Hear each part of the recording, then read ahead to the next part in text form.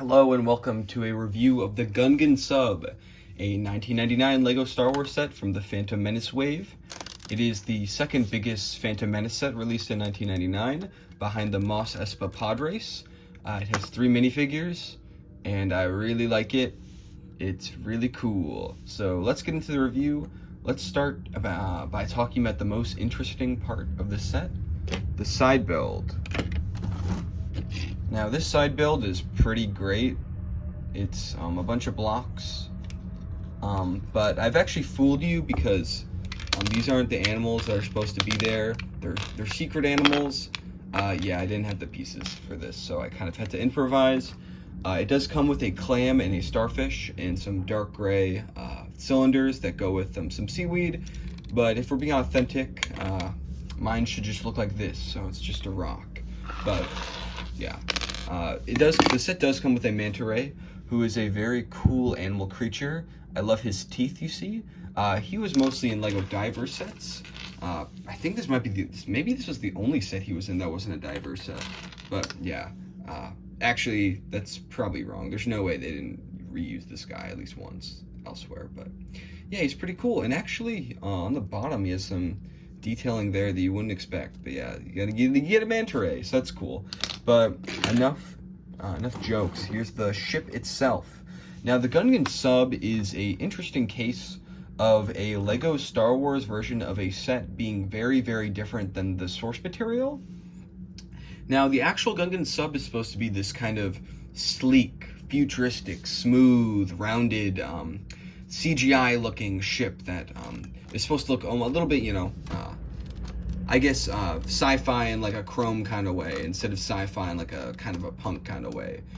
And the LEGO system of 1999 was not ready to handle those kind of slopes. If this came out in 2003, they would be sloped all over the place. They'd have the plagued bricks here, all around. But because it was released at this time, instead they used these 1x3 slopes. And they kind of they're supposed to kind of give off the same feeling as that kind of appearance of being sleek, but instead it kind of comes off as something completely different. To me, this looks like a UFO. If you look at like a Spyria ship, there's one that looks a lot like this. There's also one from Unitron. I think the Starhawk 2 looks a bit like this, but in general, this thing feels very unique.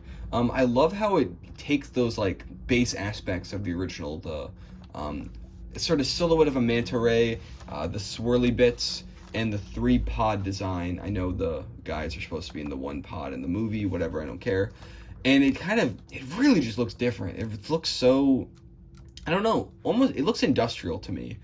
With the dark gray and the light gray, those old grays, the lumpiness of it, because this thing is lumpy, but it's also like weirdly like the layers are very consistent, so it feels very complete. It feels very nice and tight in a way that makes me sound like an idiot when I explain. But I love the aesthetics of this thing. It's so unique. There would never be a LEGO Star Wars thing like this again, and there's other reasons for me saying that too that I should get into instead of dawdling. The thing that makes this set special is that it's actually somewhat customizable. And by that I mean that there's a modular system at play here that does not really make itself obvious until you mess around with it. And that modular system is that the front pod can actually come apart. And this can be its own ship. And not only that, because that would be its own feature in like an older space set. In the back cargo, yeah, this breaks a lot. In the back cargo, you've got some additional ends that you can use and attach to this through the pins. So almost like replacing the motor. And yeah, you can attach this to it to make it like this if you want. You can attach this, which seems weird. You're like, okay, why is this one a thing you can attach? Doesn't seem like there's much to it. Except in the main part of the model, the base of it, there's actually some hidden propellers you can put on, which I think the idea of them hiding all of this stuff within the set is really cute. It's like, I don't know, it's like they're using the space in an interesting way. Instead of having slightly more detail, they kind of add slightly more fun, which I appreciate. So yeah, you've got these little propellers. They're so small, but you know, it could work. It could work. This in itself has a very weird shape to it. Like, I don't know. It doesn't look incomplete. It just looks weird, which I appreciate. And even if you want, this back part also comes out. So this can be independent. And yeah, if you want, you can combine this with this and then have that. Oh, no, you can't. I mean, maybe you can just have this. Maybe one of our friends. I'll look over the figures in a minute. They're not too crazy, but you can have one of them on there, and then one's in there, and then one person's here, as if it's the base. I like that idea. You could even almost see this as like, oh, this is the part that goes on the land up top, and these are the ones that like dive down. Maybe this like skips across the water. There's a lot of unique play scenarios you can come up with this set. But I guess sorry, you could also just have like, oh no, you can't connect them. That's interesting. You'd think you'd be able to connect this to this, so maybe. I don't know, I'm just playing with it at this point, which is what I love. I love how this set just invites you to mess with it. Even though there, as you can probably tell from that sound, there are a lot of brittle bits of the set that I wish were sturdier. Like this little bit is supposed to go in here, but it breaks all the time. When you're pulling this out, 100% of the time, the engines will come off before the actual thing will come out of this little hole that actually has a little tile there. But you can store the two alternative engines in there, which is great. But yeah, it is a little tight in there. It is necessary to have this piece in though, because it kind of stops these from falling down, which is annoying, but you know, it works. Yeah, you can make it backwards. Can the whole thing go backwards? Oh no, it can't. Actually, never say never. If you wanted to, you could have the set like this, and then it can go backwards, which is pretty cool. Pretty cool. Yeah, I love the the idea is customizability. This set, for whatever reason, they decided would be customizable. And I just think that's such a interesting decision to kind of break down, because it's like, what about this in the film made it look like it was something that should have been customizable? It's on screen for what, 5 minutes? It's just like a submarine. Like, you know, like it doesn't break apart or anything. There's no like pod in the actual movie, if I remember correctly. I haven't seen Phantom Menace in a bit, but it's just interesting that they went that route. It feels like its own system in itself. It's almost as if like I said this in my review on Brick Set, but because I have a written review of this as well, where I'm basically kind of parroting the same points, but it almost seems as if this set has enough of its own ideas with the pods, the customizability, and like the color scheme, the industrialized feeling, the water feeling. It could have been its own sub-theme of Lego Space. And that's what a lot of Lego Star Wars sets feel like. They feel like they have enough creativity in themselves to just supply an entire line. And I just think that's awesome. Now, let's take a look at more of the actual like details. Let's put this thing back into its correct form without any of the mumbo jumbo. I will say that it is really satisfying to put these modular ships back together. I love doing that. The click. It's kind of, I keep saying it's kind of interesting. Sometimes I repeat myself. I'm sorry about that. But there we go. Oh, that was a nice click. This copy of the set is in very good condition. So that's probably why it's having trouble with like, you know, things being too tight, because they're too clean and new. But what I was saying before is that I forgot what I was saying before. Huh. Okay. I don't know. I like this set. That's what I'm saying now. Yeah. Fitting the two alternate engines in there, it works. It's just a little bit weird. You gotta put them in the right way, and they do fit in there. And I do like how the engines inside of there almost look like eyes. This thing looks so strange from a front view. It looks really good from the view on the box. I'll show you that in more detail later, because I do have the box and the manual. But yeah, let's take a look at the deeper aesthetics of this thing. So This has a little bit of trans neon orange there. We've got a lot of unique prints and cool rare pieces, like this blue anchor would not be seen again, although there is a remake of this piece that is in the remake of this set, but this in this original form it's only in this set, the blue one. There are 3 of these doors. Now this is another one of my gripes of the set. This door in particular keeps falling out. It is only on there with the half of the studs being connected. I would like to experiment with a 4x4 for these kind of, you know, these guys. These, what would you even call that technically? I don't know. Because there's not enough stud connection, so it falls off. But it is a really interesting how the dimensions of this line up way better than you think. Like, look at how tight a squeeze that is. Like, that is nice. And the motion of it popping up is also like super, I don't know, like the blocking's really good, even if it comes apart all the time. Inside of here, there's not much going on, but the other 2 control panels do have a little bit of detail. I like how this is one of those sets where of course you could like go in and like fit a minifigure in, like make them sit down and everything, but it's actually just easier to just plop them in there, and then that's that, you know, they fit in there, and you don't have to really fiddle with it, which again makes the set really good for play. Can we talk about this print? Like, this is so nice. It's so clean. Oh, I love it. And like having a nice copy of the set also accentuates those qualities. If it does, even though it does kind of contrast like the grimier feel of the ship at large. We have the other dual cockpits. This one fits a little bit better. This one doesn't fall apart as much, but we've got a control panel and a little, sorry, there's not a lot of light getting in there. Let me adjust that. Yeah, we've got some stuff going on, some panels. It's a nice little cozy space. I like it, I like it, I like it.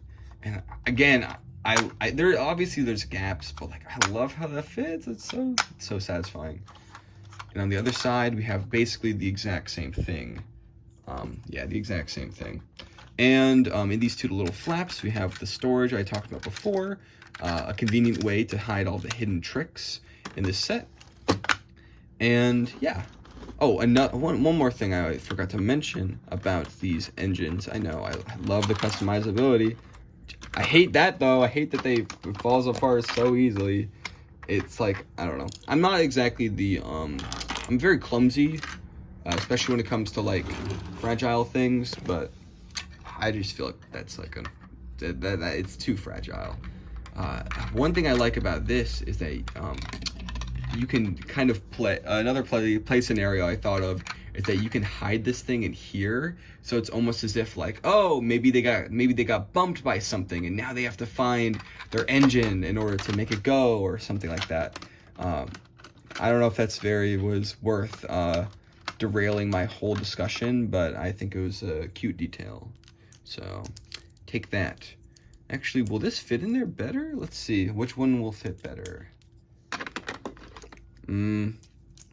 This one fits a little bit worse, but if you took these off, which, let's be honest, they fall off often, it does fit in there better.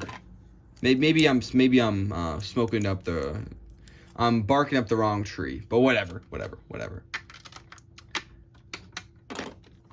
I'm kind of going all over the place with this because there's just a lot to talk about. This is another great print. It's kind of limited based on the shape of this, and I'm surprised, and I'm happy that there's 4 of these, even though it makes it even more limited. Like, they could never use this in any other context, but I really appreciate that print. And this back section with the rotating tail, it does kind of scare me to have all this flex tube, and it looks really bad on camera for some reason at certain angles. It looks way bendier than it appears in real life, but this is a very creative way of getting that tail spin motion. I think it looks really cool, and I love how you can rotate it. And it's always a treat to get these golf ball pieces, especially in a color like trans neon orange. Just beautiful. And I think that's all there's to be said about the sub itself. I love it a lot. I think it's fantastic. It's such a strong build, in my opinion, and I think it accomplishes a lot of unique goals that other sets don't have. They can't even, I don't know, you can't claim that I don't know, no other Star Wars set is this customizable, and it's so silly. And like because of the copyright protection and fans of modern Star Wars sets wanting more accuracy, they wouldn't do something like this nowadays. It's so unique, and I don't know. I love things that are unique. But let's look at the minifigures, two of which are not unique. Let's put them on the podium like this. Why not? So first, we've got Qui-Gon Jinn. He's in a few Phantom Menace sets. He's a decent figure. I love his hairpiece. That was new for the time. He has a green chrome lightsaber, which is always cool. Yeah, he's Qui-Gon Jinn. I talked about him in the Jedi duel, lightsaber duel video, if you want to see me say slightly more about him. Then we have Obi-Wan Kenobi, who in this first wave is exclusive to the set, which I think is strange because he really is one of the primary characters of the film. But what I theorize is that they didn't include him because they didn't have a hairpiece that they thought they could use for him. Eventually, they just went with the standard male hair piece, the smooth one. But here they have him wear a hood, which is kind of a tactic they used to implement a lot with characters with like weird hair or weird horns or something, like Darth Maul, where it's like they didn't have the right hairpiece, so they would just give him a hood, and he has a hood always. Something kind of note is that in 2002 they reprinted this figure in the Jedi Defense set, but he has a Padawan braid that is absent here. So he really is very similar to Qui-Gon, and I don't know, for some reason that makes it more interesting to me than if he was like way different. And the third we have is Jar Jar Binks, who also is in a lot of sets. Similar to Obi-Wan, similar to Qui-Gon, I think the reason they included him in a lot of sets is because he has a lot more unique pieces going into him that would have had to been pretty costly to produce.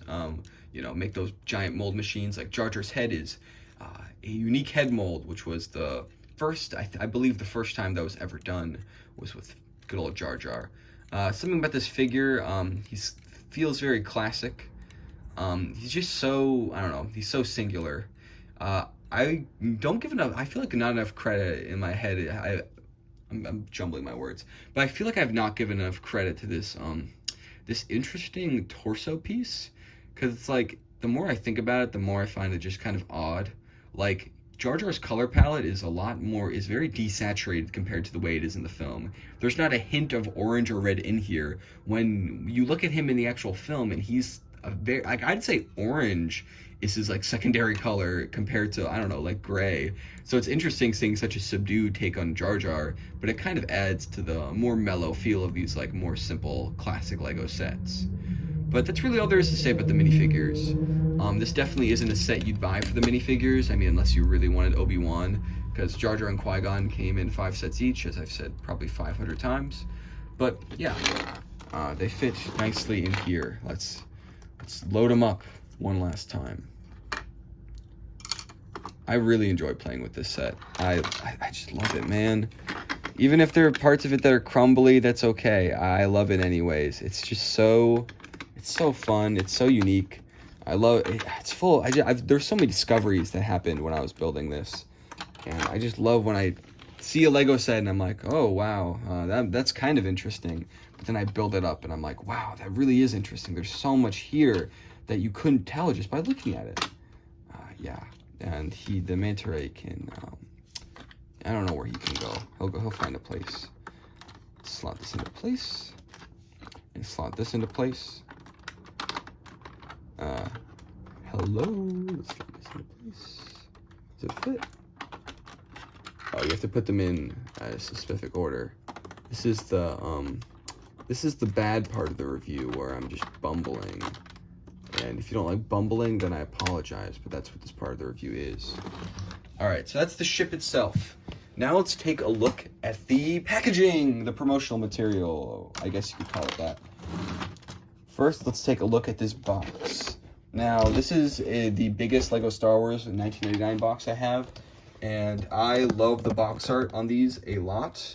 This is, I don't know, I feel like this is the peak for Lego's graphic design in terms of just being kind of cool. Like, I love that font they use. I like how simple the header is. Lego system, I wish it just said Lego. Like, I don't know why they went by the whole Lego system thing. Like, I know the Lego system is a key part of Lego's identity, but why was it on the box? You know, you'd think this is called Lego System, but it's just Lego. But that's besides the point. Oh, the real photography just looks so nice. I love the weird the slight additional effects. There's the twirling there, the bubbles, the extra light that they put on that manta ray. It just looks very dark. Like, it looks so... It really... I don't know. It looks dark. It's almost like they're shrouding it in shadows, which is... I don't know, like... It's such a vibe. All these old Lego Star Wars sets. I know I'm really dating myself as a Gen Z creature, but it's such a fun atmosphere that they build. And I love how the monster from the film is in the back there. Otherwise, you'd probably assume that that's the manta ray is supposed to represent the monster, but nah, he's there. And I don't know, you could build the monster. That's something you could do. Maybe with these pieces. Okay, looking at the other faces of the box, this one has an image of it being built. Let's zoom in on this and add some light. Yeah, Jar Jar is helping, which is something he did not do in the films. And there's it built. That shot just looks gorgeous. I don't know. I love the photography in these so much. The lighting is so satisfying. This side, join the Lego Club. We've got more promotional... Oh, is that the same side? Oh, we got more promotional shots, some zoom-ins. The first one is of Obi-Wan in the back with Jar Jar, checking out the rear end. We've got our minifigures that have been taped up because this box is a little bit beat up, unfortunately. And we've got a zoom-in of Qui-Gon in his middle pod. I think that's every... Oh, yeah, here's just Gungan sub. Beautiful. Join the Star Wars fan club, and you will become Darth Maul. The back of the box has even more surprises. If you'll stand up, right?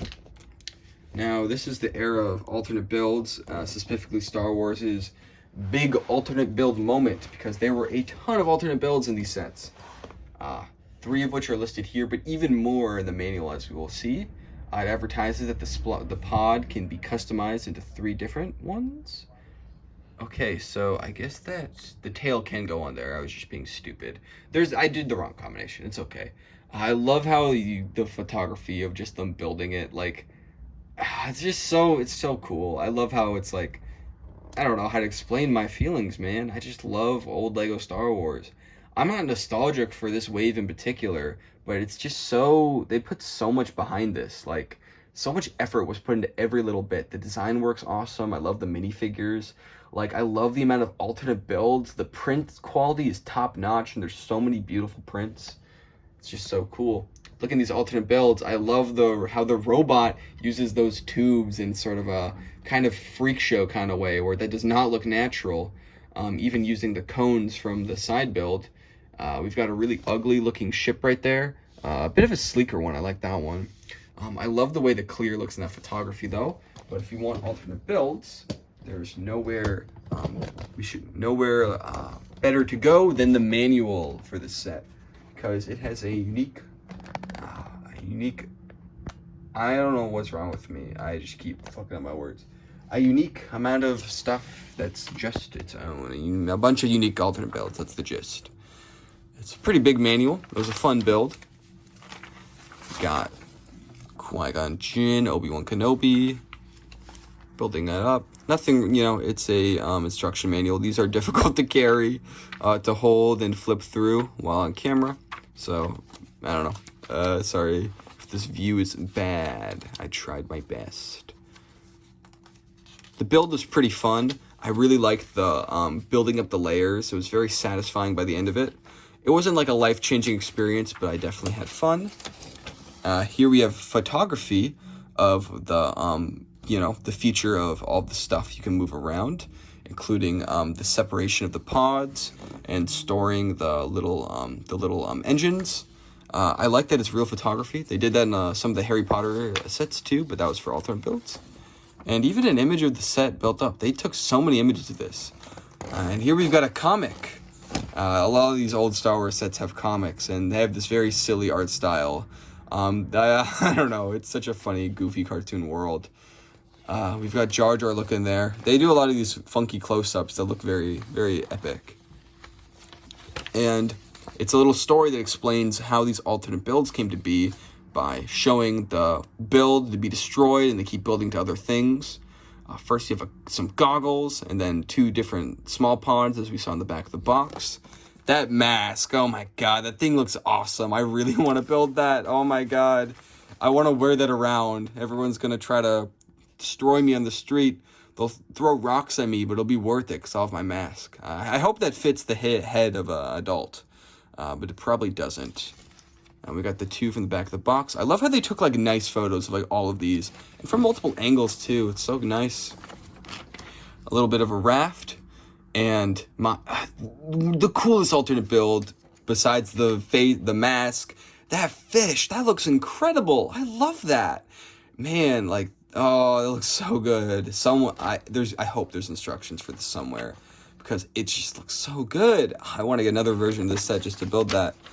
And yeah, the fun never ends with these Lego Star Wars sets from 1999. I feel like there's so much depth in here, so much stuff to look at. We can get a better look at that Jar Jar. Yeah, it's Jar Jar, everybody. There's so much to learn, so much to love. These are just very lovable sets, and they are, I think, a high watermark for Lego's design in that moment. Yeah. I don't want to put this away. I want to keep playing with it, and I probably will. Thanks for watching.